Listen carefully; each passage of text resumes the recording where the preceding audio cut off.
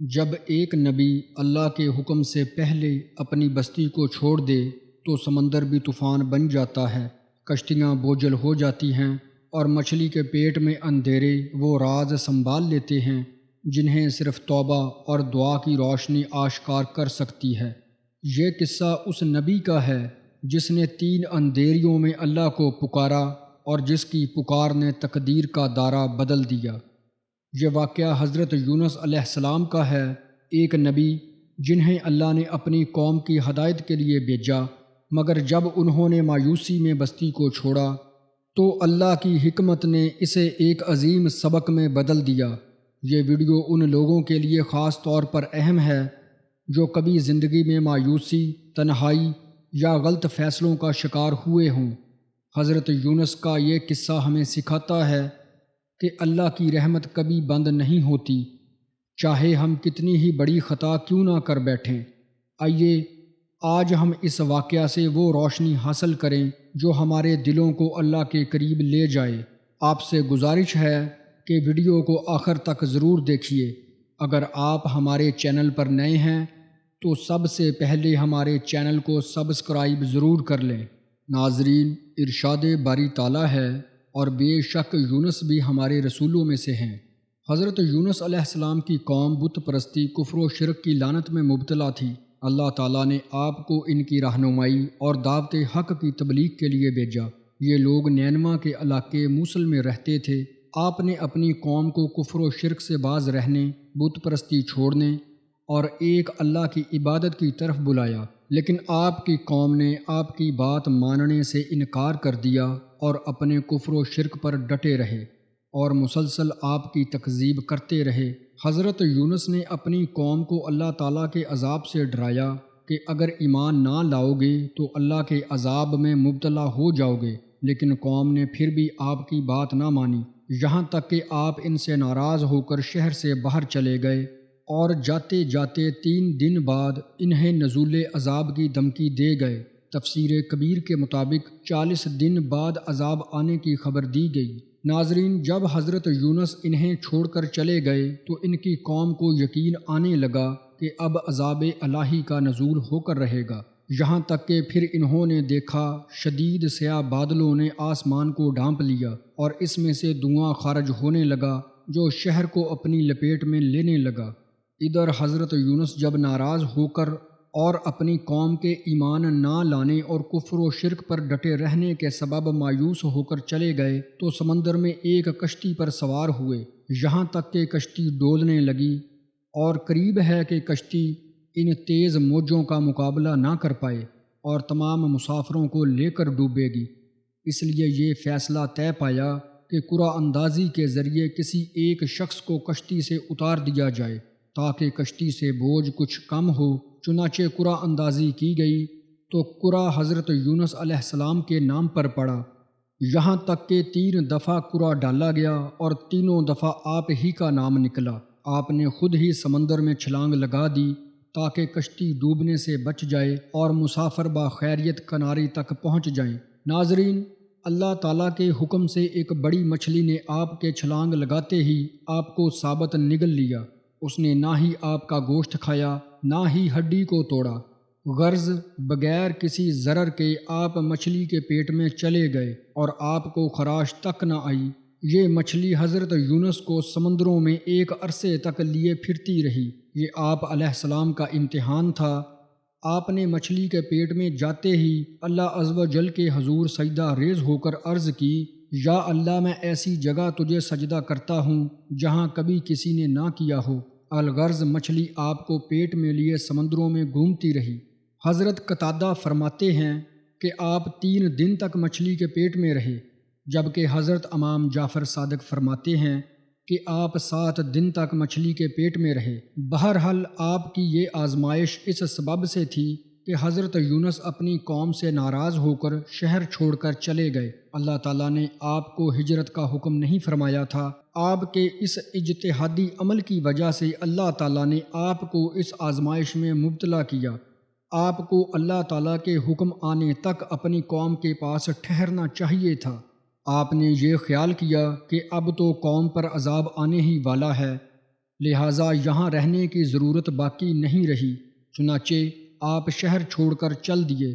یہی وجہ ہے کہ رب تعالیٰ نے آپ کو اس امتحان میں مبتلا فرمایا۔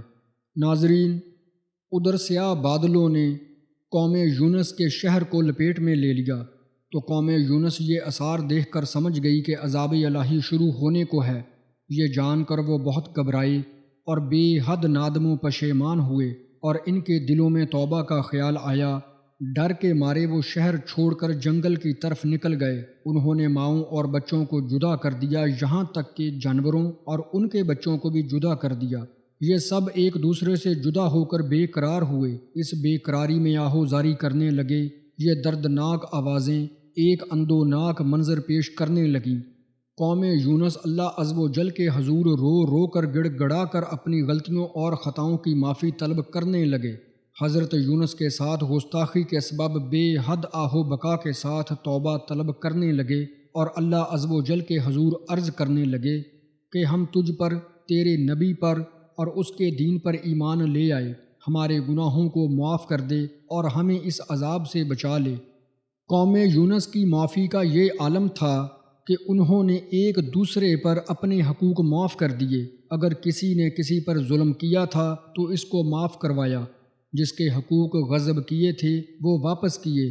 سب کے سب اللہ کے حضور عجز و انکساری کا اظہار کرنے لگے، یہاں تک کہ اللہ عز و جل کا دریائے رحمت جوش میں آیا اور اللہ تعالیٰ نے ان پر رحم فرمایا، انہیں معاف کر دیا، ان کی توبہ قبول فرمائی اور انہیں عذاب سے بچا لیا۔ جس دن قوم یونس کی توبہ قبول ہوئی وہ دن عاشورہ کا دن تھا، یعنی 10 محرم الحرام بروز جمعۃ المبارک ان کی توبہ قبول ہوئی۔ اللہ تعالیٰ نے قرآن مجید میں فرمایا، پس کیوں ایسا نہ ہوا کہ کوئی بستی ایمان لاتی تو نفع دیتا اسے اس کا ایمان، سوائے قوم یونس کے، جب وہ ایمان لے آئے تو ہم نے دور کر دیا ان سے رسوائی کا عذاب دینوی زندگی میں، اور ہم نے لطف اندوز ہونے دیا انہیں ایک مدت تک۔ حضرت یونس مچھلی کے پیٹ میں جانے کے بعد اللہ تعالیٰ کو یاد کرتے رہے، مغفرت طلب کرتے رہے اور دعا کرتے رہے کہ اے اللہ، میں نے تیرے حکم کا انتظار نہ کیا، مجھ سے بھیجا ہوا، بے شک تو جو چاہے مقرر کر دیتا ہے، سب کچھ تیرے ہاتھ میں ہے، تو ہی معبود ہے، پاکی ہے تجھ کو۔ اللہ تعالیٰ نے آپ کی دعا قبول فرمائی۔ ان اندھیروں میں اللہ تعالیٰ نے آپ کی پکار سن لی اور مچھلی نے آپ کو اگل دیا۔ حضرت یونس نے مچھلی کے پیٹ میں جن کلمات سے دعا کی قرآن پاک میں کچھ یوں مذکور ہے، تو اندھیروں میں پکارا، کوئی معبود نہیں سوا تیرے، پاکی ہے تجھ کو، بے شک مجھ سے بھیجا ہوا۔ ناظرین، علماء کرام فرماتے ہیں کہ یہاں اندھیروں سے مراد مچھلی کے پیٹ کا اندھیرا، سمندر کا اندھیرا اور رات کا اندھیرا مراد ہے۔ حضرت یونس نے رب تعالیٰ کے حضور عجز و انکساری کا اظہار فرمایا اور رب تعالیٰ کے حضور اس امتحان سے نکل آنے کی فریاد پیش کی، تو اللہ تعالیٰ نے ان کی فریاد سن لی اور مچھلی نے آپ علیہ السلام کو ساحل پر آ کر اگل دیا۔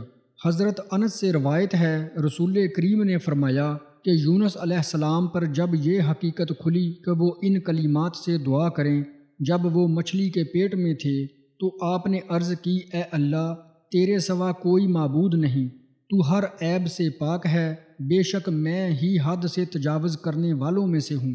یہ دعا عرش کے نیچے پہنچی، ملائکہ نے عرض کی، پروردگار، ایک جانی پہچانی کمزور سی آواز اجنبی دنیا سے آ رہی ہے۔ اللہ تعالیٰ نے فرمایا، کیا تم اسے پہچانتے ہو؟ کہنے لگے، نہیں خدایا، وہ کون ہے؟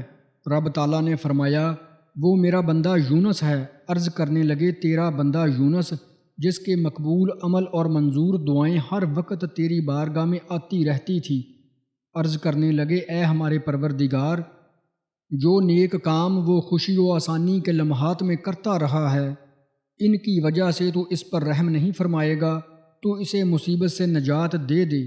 فرمایا، کیوں نہیں؟ اللہ تعالیٰ نے مچھلی کو حکم دیا، اس نے حضرت یونس علیہ السلام کو کھلے میدان میں اگل دیا، جیسا کہ اللہ تعالیٰ نے قرآن مجید میں فرمایا، اور ذُنُّون کو یاد کرو، جب چلا غصہ میں بھرا تو گمان کیا ہم اس پر تنگی نہ کریں گے، پھر اس نے پکارا طے در طے اندھیروں میں، کہ کوئی معبود نہیں سوائے تیرے، پاک ہے تو، بے شک میں قصورواروں میں سے ہوں۔ پس ہم نے ان کی پکار کو قبول فرما لیا اور نجات بخش دی انہیں غم سے، اور یوں ہی ہم نجات دیا کرتے ہیں مومنوں کو۔ ناظرین، مچھلی نے حضرت یونس کو ایک کھلے میدان میں اگل دیا۔ وہ ایسی ویران جگہ تھی جہاں نہ کوئی درخت تھا نہ سبزہ، بالکل چٹیل میدان تھا، جب کہ حضرت یونس بے حد کمزور و نحیف ہو چکے تھے۔ حضرت ابن عباس سے روایت ہے، حضرت یونس نومولود بچے کی طرح ناتواں و کمزور تھے۔ آپ کا جسم بہت نرم و نازک ہو گیا تھا اور جسم پر کوئی بال نہ تھا۔ چنانچہ اللہ تعالیٰ نے اپنی رحمت سے حضرت یونس کے قریب کدو کی بیل اگا دی تاکہ اس کے پتے آپ پر سایہ کیے رہیں۔ پھر اللہ تعالیٰ نے حضرت یونس کے لیے ایک جنگلی بکری تیار کی جو نرم گھاس کھاتی تھی۔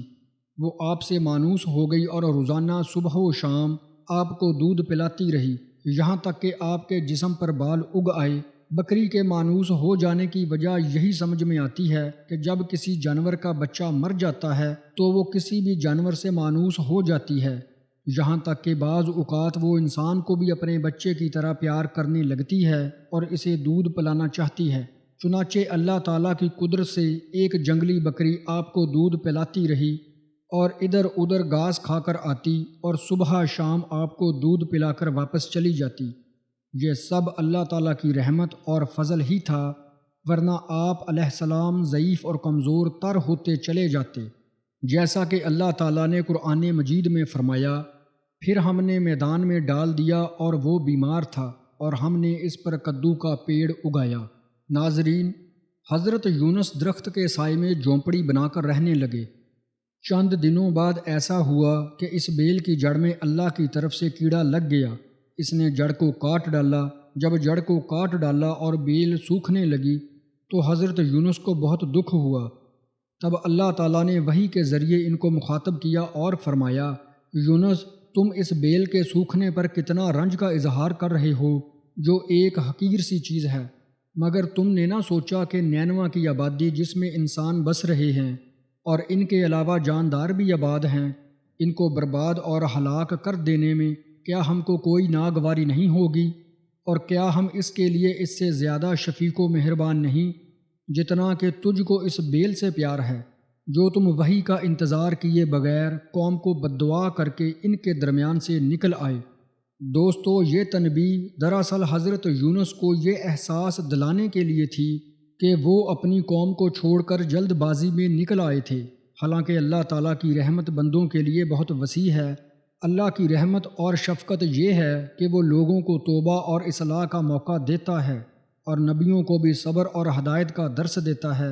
ناظرین، تمام انبیاء کرام بے شک معصوم ہیں، لیکن بعض اوقات اللہ تعالیٰ اپنی قوم کو یا کسی نبی کی امت کو سبق دینے کے لیے اپنے پیارے اور محبوب انبیاء کرام کو آزمائش میں مبتلا کر دیتے ہیں، جو آنے والی قوموں کے لیے ایک سبق ہوتا ہے۔ اسی طرح اللہ تعالیٰ نے بھی حضرت یونس علیہ السلام کو ایک آزمائش میں مبتلا فرمایا اور حضرت یونس علیہ السلام دعا اور فریاد کی بدولت اس آزمائش سے نکل آئے۔ ہماری دعا ہے کہ اللہ تعالیٰ ہمیں ہر آزمائش اور فتنے سے محفوظ رکھے، آمین۔ ناظرین، ہم امید کرتے ہیں کہ آپ کو آج کی ویڈیو پسند آئی ہوگی۔